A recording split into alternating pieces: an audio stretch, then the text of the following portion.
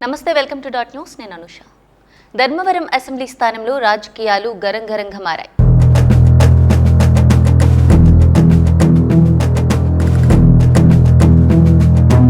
ధర్మవరంలో మూడోసారి విజయం కోసం సిట్టింగ్ ఎమ్మెల్యే కేతిరెడ్డి వెంకట్రామిరెడ్డి ప్రయత్నిస్తున్నారు. వెంకట్రామిరెడ్డి 2009లో కాంగ్రెస్ నుంచి పోటీ చేసి గెలిచారు. 2019లో వైసీపీ తరపున విజయం సాధించారు. ప్రస్తుతం వైసీపీ తరపునే బరిలో ఉన్న కేతిరెడ్డి తన హ్యాట్రిక్ ఖాయమంటున్నారు.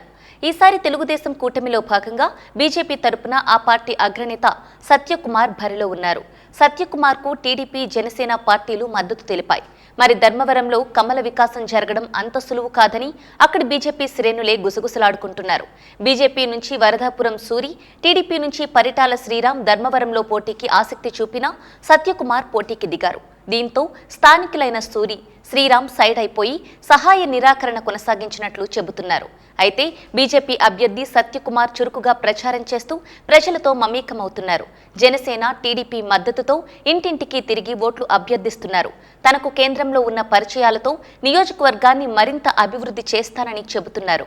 అయితే వైసీపీ అభ్యర్థి కేతిరెడ్డి దూకుడు ముందు బీజేపీ అభ్యర్థి సత్యకుమార్ నిలువలేని పరిస్థితి కనిపిస్తోంది. కేతిరెడ్డి 2019లో గెలిచిన తర్వాత గుడ్ మార్నింగ్ ధర్మవరం పేరిట ప్రజలతో మమేకమయ్యారు. నియోజకవర్గంలోని ప్రతి మారుమూల గ్రామంలో పర్యటించి స్థానికుల సమస్యలపై ఆరా తీశారు.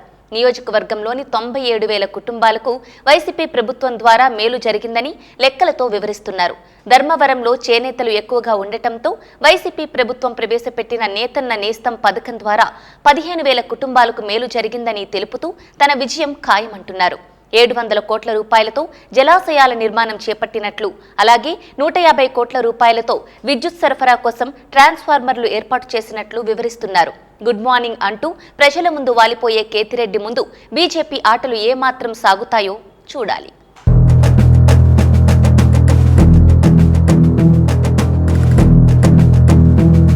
Please subscribe Dot News.